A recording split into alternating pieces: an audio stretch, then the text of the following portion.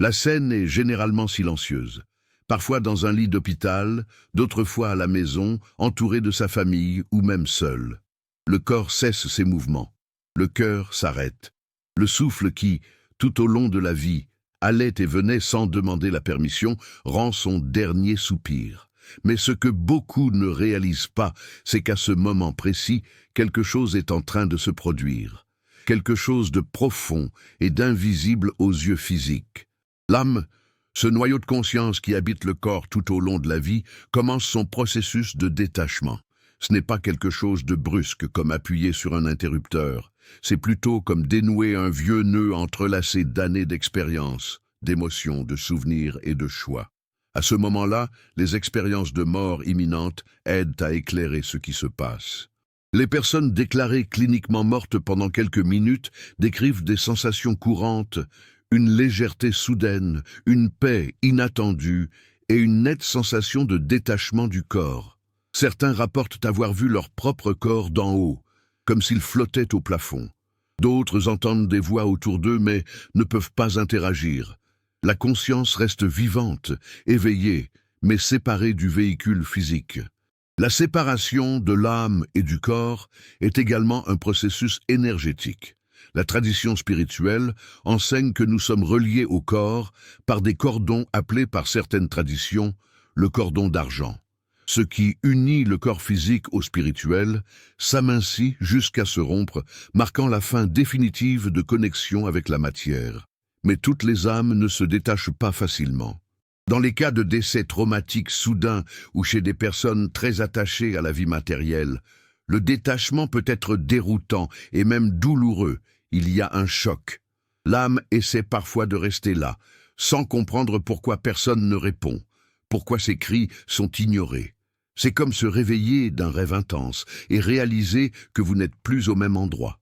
D'un point de vue émotionnel, l'impact est profond. Imaginez quelqu'un qui a vécu toute sa vie en croyant que la mort était la fin, et qui se retrouve soudainement conscient, flottant au-dessus de son propre corps, entendant des pleurs, ressentant des vibrations, mais incapable d'interagir. C'est le début d'un nouveau cycle, mais toujours sans carte, sans direction. Pour ceux qui sont plus préparés spirituellement, ce moment est celui de l'acceptation. L'âme comprend ce qui se passe. Elle ressent la présence de guides, d'amis spirituels, d'êtres de lumière qui viennent la soutenir. Il y a un accueil doux, presque maternel, une main tendue de l'autre côté. Tout commence avec le dernier souffle. Mais la véritable fin, contrairement à ce que beaucoup pensent, n'est qu'un nouveau départ. L'âme est libérée, oui, mais elle emporte tout ce qui a été vécu, les joies, douleurs, les leçons. Il quitte le corps, mais il ne le laisse pas vide. Ce qui se passe ensuite est ce que nous allons commencer à explorer partir d'ici. Imaginez-vous vous réveiller dans un endroit familier, mais tout semble étrange. Les couleurs semblent différentes. Le son semble provenir à la fois de l'intérieur et l'extérieur, et les gens autour de vous agissent comme s'ils n'étaient pas là. Vous criez, essayez de les toucher, mais rien ne se passe. C'est comme être présent et invisible en même temps. Pour de nombreuses âmes, c'est ainsi que commence l'éveil dans le plan subtil. Juste après le détachement du corps physique, la conscience ne s'estompe pas. Au contraire, elle reste parfois plus lucide que jamais. Le problème est l'âme ne sait pas toujours qu'elle est morte. Et cela crée une profonde confusion. Il se rend compte que quelque chose est différent, mais ne comprend pas vraiment quoi. Cette désorientation se produit parce que l'âme porte encore des restes de vie physique. Il se reconnaît comme le même qu'avant, les mêmes pensées, les mêmes peurs, souvenirs. C'est pourquoi il essaie souvent de continuer sa routine. Rentrez chez vous, parlez à vos enfants, accomplissez les tâches en attente. Mais plus rien ne répond à son toucher. Les portes s'ouvrent pas, mots sont pas entendus, les gens ne réagissent pas.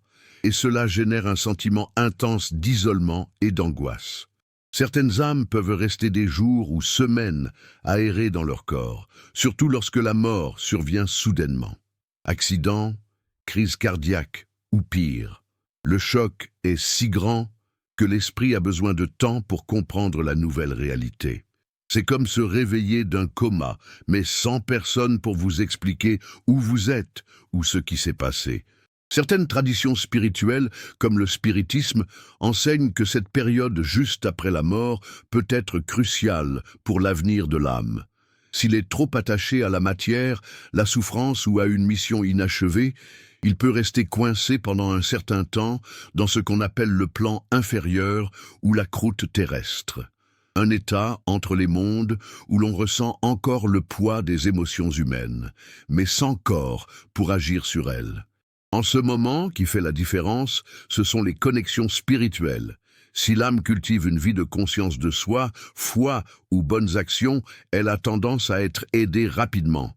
Des guides spirituels apparaissent, êtres de lumière s'approchent et aident à la transition. Mais si l'âme vivait déconnectée de ses liens, le processus pourrait être plus lent, plus solitaire. Pour autant, il n'est jamais abandonné. Il faudra peut-être simplement un peu plus de temps pour percevoir les signes. Il est intéressant de noter que certaines personnes vivant dans des états en phase terminale rapportent avoir vu des proches déjà décédés dans leurs derniers jours. Ces visites, qui pour beaucoup ressemblent à des hallucinations, peuvent en fait être les premiers contacts de l'âme avec le plan subtil, une sorte de pré-éveil dans lequel elle commence à ressentir l'appel de l'autre côté. Il est également fréquent que dans les premières heures après la mort, l'âme suive ce qui se passe dans son corps, le mouvement des ambulanciers, les pleurs des membres de la famille, l'arrivée des amis. Tout cela contribue à cette phase de confusion. L'âme voit tout, ressent tout, mais ne fait plus partie du monde comme elle l'était autrefois. Et cette rupture avec la réalité est souvent difficile à accepter. L'horloge terrestre continue de tourner. Mais l'autre côté, le temps prend une autre forme. Pourtant, pour de nombreuses traditions spirituelles, du spiritisme kardexiste au bouddhisme tibétain, en passant par les courants ésotériques de l'hindouisme, les 7 premiers jours forment un arc de passage, un couloir énergétique dans lequel l'âme reste très proche de la réalité matérielle juste après le choc initial de la réalisation qu'elle est en dehors du corps. L'âme a tendance à rechercher des références familières. Certains esprits choisissent de rester au chevet du patient ou dans la chambre d'hôpital pour regarder les médecins remplir des formulaires, les infirmières s'occuper du matériel. D'autres suivent les membres de leur famille, planant au-dessus des voitures en route vers les funérailles, temples ou cimetières. Ils ne sont plus pressés, mais portent une urgence intérieure. Ils ont besoin de comprendre ce qui vient de leur arriver et en même temps de s'assurer que ceux qu'ils aiment iront bien. Dans cet intervalle symbolique, la veillée prend une double importance. Pour les vivants, c'est l'occasion de dire au revoir, de partager des souvenirs, de s'offrir un réconfort mutuel. Pour l'âme, c'est la dernière occasion d'assister presque aux premières loges à l'impact de leur départ. Chaque larme remarquée, chaque mot de gratitude, chaque sourire interrompu par le désir façonne la compréhension du défunt de l'héritage qu'il a laissé derrière lui.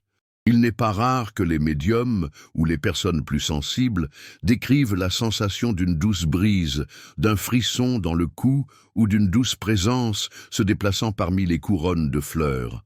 Ce sont des signes que l'âme est là, tâtonnant son chemin à travers ce rituel humain auquel elle appartenait jusqu'à hier. Il perçoit des arômes, entend des conversations, voit des photographies exposées sur le cercueil. Tout cela contribue à tisser la compréhension que son cycle terrestre est terminé. Une étape nécessaire pour se permettre d'avancer. Durant ces 7 jours, l'âme vibre encore à une fréquence très proche de la matière. C'est pourquoi les émotions des vivants agissent comme des courants d'air. Ils peuvent le pousser doucement vers les dimensions plus lumineuses ou le maintenir collé à la croûte dense des ressentiments. Des cris de désespoir et des phrases de déni. « Je ne peux pas vivre sans toi ». Projeter des ondes qui lient, confondent et retardent la libération. Des prières sincères, des souvenirs affectueux et une acceptation sereine agissent comme de petites torches éclairant la route. De nombreuses cultures célèbrent le 7e jour par des messes, services, rituels de brûlage d'encens ou de simples rassemblements pour partager des histoires. Spirituellement, on dit que c'est une fermeture magnétique. Les résidus énergétiques qui lient encore l'âme à son ancienne demeure commencent à se dissoudre. Si l'âme a pu accepter la mort, s'est sentie soutenue et a compris sa nouvelle condition, sa vibration s'élève et un portail décrit comme un tunnel de lumière, un pont d'argent ou une porte de brume bleue s'ouvre, l'invitant à avancer. Mais le processus n'est pas mathématique. Il existe des récits d'esprit qui traversent cette étape en quelques heures, et d'autres qui, submergés par l'attachement, persistent pendant des mois. Ce 7 fonctionne moins comme une date limite stricte et davantage comme un archétype. Elle évoque l'idée universelle d'un cycle complet comme les phases de la lune ou la gamme musicale. Une fois ce cycle accompli, l'âme dispose des conditions minimales pour s'éloigner de la fréquence dense de la Terre et entrer dans des zones de transition plus subtiles. Pour ceux qui restent, savoir que leur proche peut encore percevoir leurs vibrations change la façon dont ils vivent le deuil. Transformer la douleur en gratitude, raconter des histoires qui célèbrent les réalisations, prier ou simplement envoyer mentalement de l'amour contribue concrètement à la paix du défunt. Pour ceux qui réfléchissent à leur propre finitude, comprendre ce couloir de 7 jours inspire à vivre avec moins de problèmes émotionnels, à cultiver le pardon, à construire des ponts au lieu de murs. Tout cela facilitera leur propre transition le moment venu. Après les 7 premiers jours, marqués par la forte présence de l'âme près du plan physique, commence une étape plus calme, mais tout aussi profonde, les 40 jours d'adieu. C'est durant cette période que l'âme commence véritablement à se détacher des liens de la vie matérielle et plonge dans un processus qui combine révision, guérison et libération. Cette idée de 40 jours apparaît dans diverses traditions. Dans le christianisme, par exemple, on dit que Jésus est resté parmi les vivants pendant 40 jours après la résurrection, avant de monter au ciel. Dans le spiritisme, ce cycle est considéré comme une période de purification énergétique. Dans le bouddhisme tibétain, le bar dao, l'intervalle entre une vie et une autre, peut également durer aussi longtemps. Ce n'est pas une coïncidence. Le nombre 40 porte un symbolisme universel de transformation et de transition. Durant ces 40 jours, l'âme subit un processus similaire à l'ouverture d'un vieux livre et à la lecture de chaque page de la vie qu'elle vient laisser derrière elle. Le but n'est pas le jugement extérieur. Personne ne se présente avec un marteau ou une balance pour déclarer si c'était bien ou mal. Il s'agit plutôt d'un examen interne. L'âme raconte ses choix, sentiments, les intentions derrière chaque action. Mais ici, il y a une différence cruciale. On ressent ce que cela a causé chez les autres. Si quelqu'un a été blessé dans sa vie, ce moment est désormais relaté du point de vue celui qui a souffert. S'il aimait, il ressent à nouveau cet amour avec toute l'émotion qu'il a suscité chez l'autre. C'est l'un des processus les plus marquants de l'au-delà pour comprendre en profondeur l'effet de ses propres actions, bonnes ou mauvaises, comme si l'on voyait enfin l'écho laissé dans chaque cœur touché. À ce stade, il est courant que l'âme soit accompagnée d'êtres de lumière connus dans de nombreux chemins comme des mentors spirituels. Ils ne sont pas là pour accuser ou applaudir, mais pour aider. Ils montrent des chemins alternatifs qui auraient pu être choisis. Aider l'âme à comprendre pourquoi certaines souffrances se sont produites et surtout à en tirer des leçons. On ne peut pas changer le passé, mais on peut en tirer beaucoup d'enseignements. Et cet apprentissage est la clé du véritable détachement, de la culpabilité, du ressentiment, des idéalisations qui lient encore l'âme à son existence antérieure. Durant ces 40 jours, les liens de l'âme avec les liens matériels, la maison, les objets, carrière, les dépendances, les gens commencent à se relâcher. Cela ne veut pas dire qu'il oublie ceux à aimer. Au contraire, il reconnaît ces liens dans leur forme la plus pure, libre des illusions de l'ego et des petits griefs qui déforment si souvent l'amour sur terre. Mais pour avancer, il faut lâcher prise.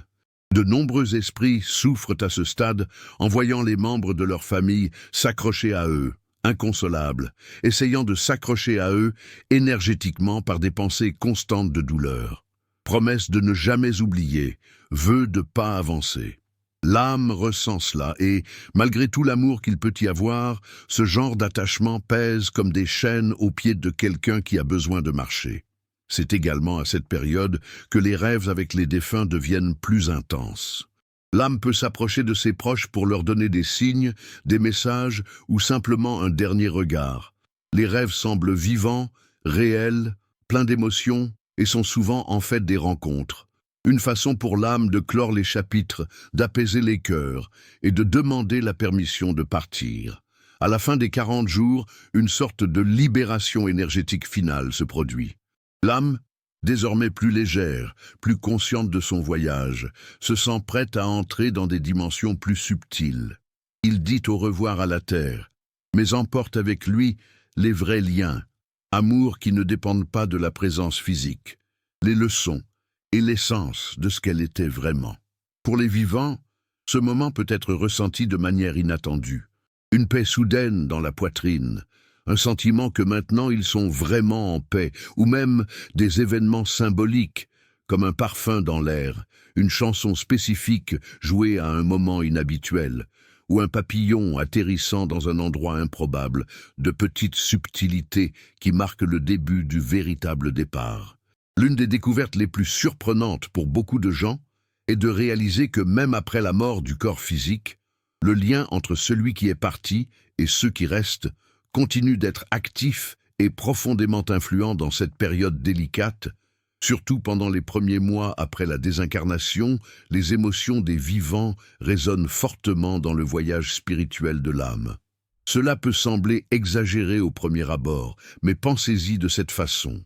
Lorsque nous sommes en vie et émotionnellement connectés à quelqu'un, nous pouvons sentir quand cette personne est malade, même sans qu'un mot ne soit prononcé. Maintenant, imaginez cette connexion sans le filtre du corps physique, sans la barrière des sens communs. C'est exactement ce qui se passe sur le plan spirituel. Les émotions deviennent des ondes énergétiques directes qui atteignent l'âme avec une intensité pure. Comme mentionné précédemment, le deuil est naturel. La douleur de la perte, les pleurs, le désir, tout cela fait partie du processus humain de dire au revoir. Mais le problème commence lorsque cet amour se transforme en attachement désespéré, lorsque la personne laissée derrière insiste, consciemment ou inconsciemment, pour maintenir le défunt lié à sa douleur. Des phrases comme « Je ne peux pas vivre sans toi »,« Pourquoi m'as-tu quitté ?» ou reviennent vers moi portent un poids émotionnel si intense qu'ils agissent comme des chaînes spirituelles. L'âme qui a déjà commencé son voyage sent ce lien se retirer et souvent, par amour, elle revient. Il reste à proximité, essaie de réconforter, de s'expliquer, mais ce faisant, il finit aussi par se tromper et retarder son propre chemin. Il existe des récits d'esprit qui restent liés pendant des mois, voire années, autour de leurs proches, non pas par malveillance, mais parce qu'ils se sentent responsables. Ils ont le sentiment qu'ils ne peuvent pas partir, alors que ceux qu'ils aiment sont encore en plein effondrement émotionnel. Et cela peut provoquer des souffrances mutuelles. L'âme ne peut pas s'élever, et les vivants peuvent pas guérir. Cela ne veut pas dire oublier, bien au contraire. Cela signifie honorer la présence de cette personne dans votre vie sans lier son souvenir à la douleur. Le véritable amour ne se dissout jamais. Cela change simplement la forme. Et quand l'âme se sent enfin libre d'avancer, elle peut aussi vous rendre visite, vous inspirer, calmer parce qu'il y a maintenant de la place pour cela. Il arrive un moment après le processus de détachement et de révision vie, où l'âme se retrouve face à un choix ou dans certains cas, à un appel irrésistible. C'est le moment où les portails spirituels s'ouvrent, invitant la conscience nouvellement libérée à avancer dans son voyage. Mais où va-t-il? Existe-t-il une destination fixe, un paradis et un enfer, une colonie de repos, un nouveau monde? La réponse est moins rigide que ce que les anciennes doctrines avaient l'habitude de décrire, mais infiniment plus riche. La destination de l'âme n'est pas un lieu physique, mais un reflet vibratoire de ce qu'elle a construit intérieurement tout au long de son existence. Les portails spirituels sont essentiellement des passages de fréquence. Certaines âmes entrent dans ce nouveau plan guidées par des êtres spirituels. D'autres ressentent cela comme un phare intérieur, un appel à aller de l'avant. Il y a aussi ceux qui, même libérés du corps, restent confus ou bloqués, incapables d'accéder à un portail, généralement en raison d'émotions denses comme la culpabilité, peur, vengeance ou un attachement extrême. Ces portails peuvent mener à de nombreuses destinations différentes. L'une des descriptions les plus connues de ces destinations provient de la littérature spirite des œuvres de Chico Xavier.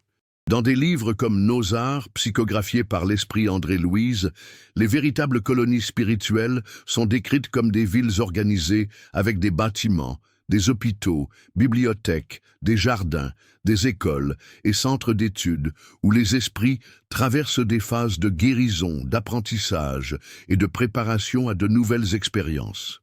Différents médias de différents pays rapportent des expériences similaires.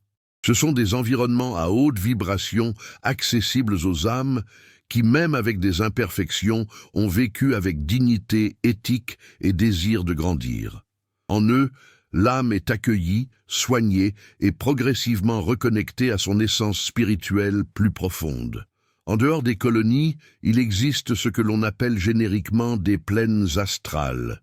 Ces niveaux d'existence n'ont pas de division fixe, mais des couches vibratoires. Plus la fréquence de l'âme est élevée, plus ses plans sont lumineux. Là-bas, le temps s'écoule différemment. La matière est plus malléable. Les pensées créent des réalités et les expériences sont intensément symboliques. Dans les plaines plus denses, en revanche, on trouve des zones de confusion, souffrance et de piégeage émotionnel. Certains l'appellent le seuil, d'autres la vallée des ombres. Beaucoup pensent qu'il s'agit d'une punition, mais c'est plutôt le reflet direct d'un esprit et d'émotions non résolus. Toutes les âmes ne vont pas directement vers une colonie ou un plan spécifique. Beaucoup passent par des zones de transition, lieux d'observation, d'attente ou de traitement initial. Pensez-y comme à une salle de triage dans un hôpital où l'âme est reçue par des mentors, subit des évaluations vibratoires et se prépare pour sa prochaine destination.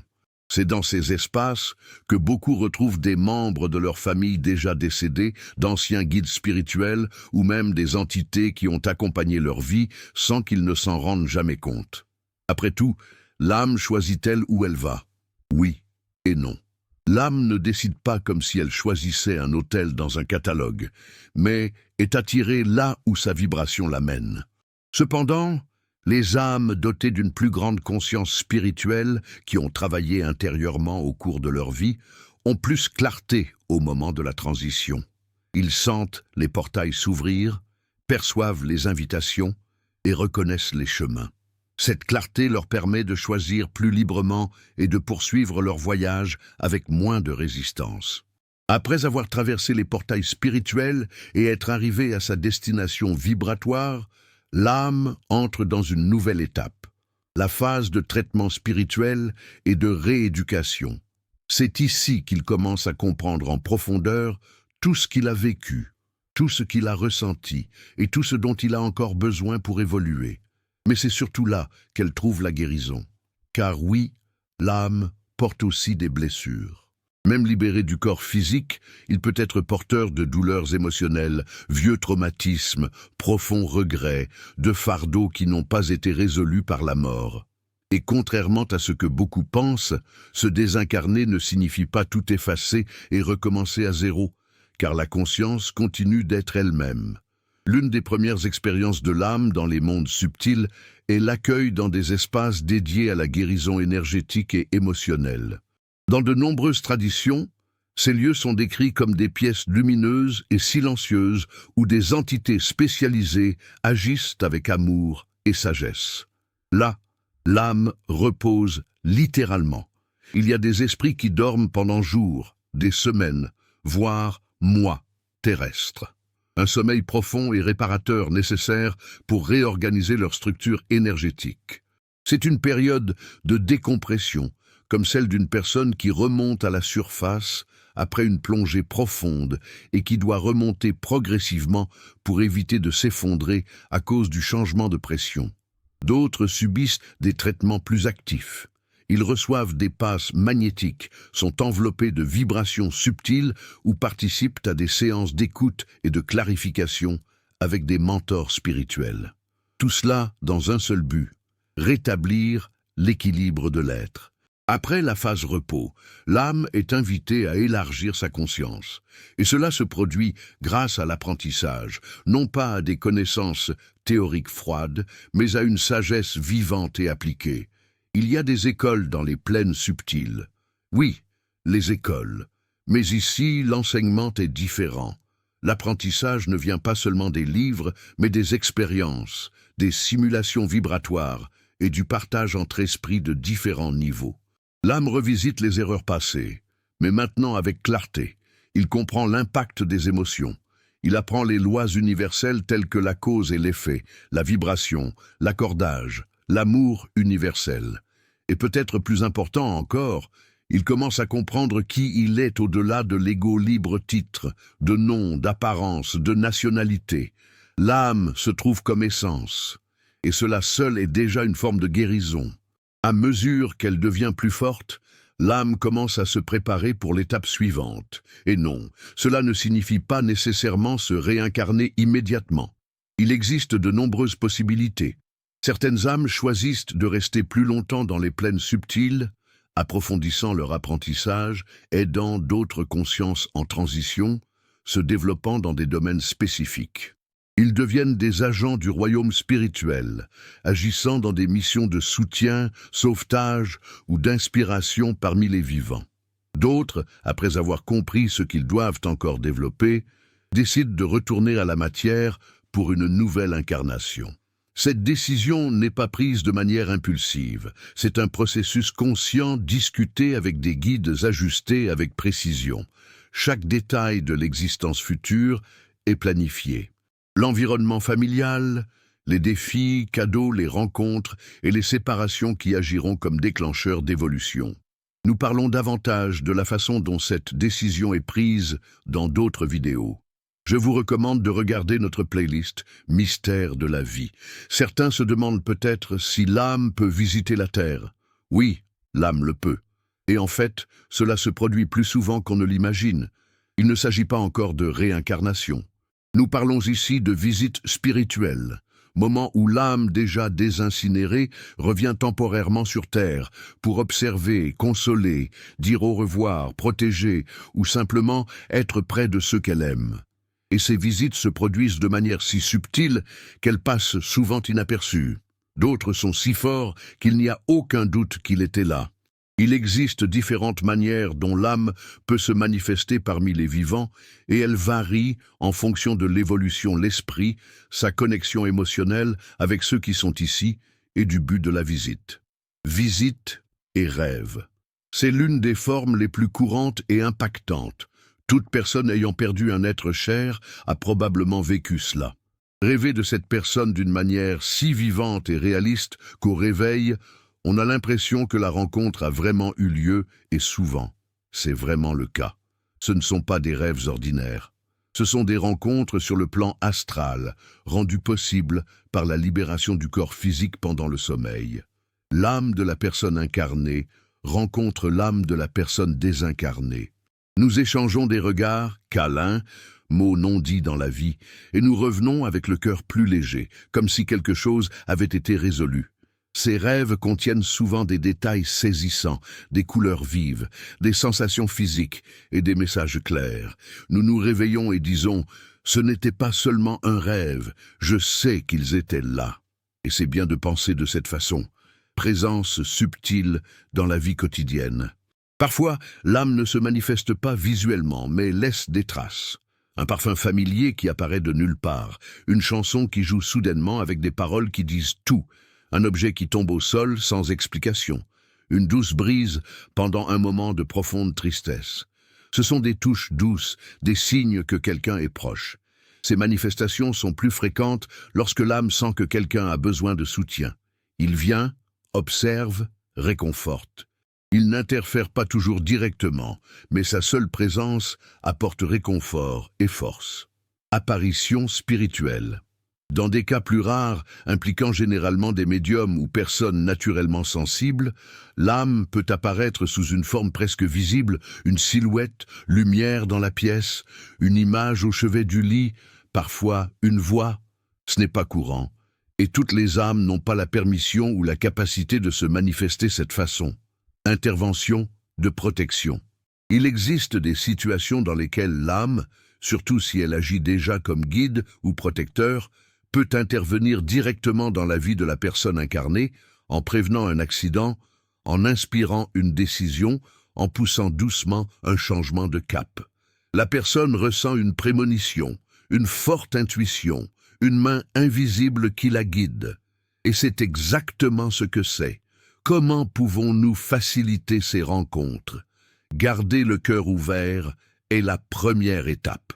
Être en paix avec le départ, accepter le cycle de la vie et cultiver de bons sentiments crée un pont sûr entre les plans. Les prières sincères aident, tout comme le fait de se souvenir la personne avec joie, de lui parler avec affection, même sans attendre de réponse. Mais surtout, n'attendez pas de manière obsessionnelle. Les visites spirituelles ne se font pas sur commande. L'âme apparaît quand le moment est venu, et seulement quand elle ne leur fait pas de mal, ni à ceux qui sont encore là. C'est pourquoi il est nécessaire de lâcher prise. Aimer sans exiger. Laisser les plaines supérieures nous guider. Et c'est curieux de voir comment, même après le départ de quelqu'un, nous commençons à voir la vie avec des yeux nouveaux. Nous ressentons plus, valorisons davantage.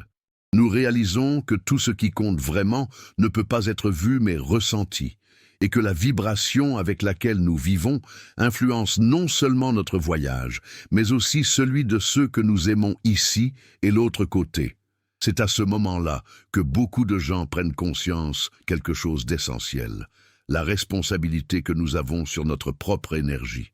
Chaque pensée, chaque émotion, acte de gratitude ou d'amour, tout cela construit un pont entre les réalités. Ce n'est pas une coïncidence si tant d'âmes élevées peuvent rendre visite à leurs proches en toute simplicité. Ils vibrent haut. Et les vivants qui gardent leur chant propre, léger et conscient, le ressentent parce qu'ils sont en harmonie.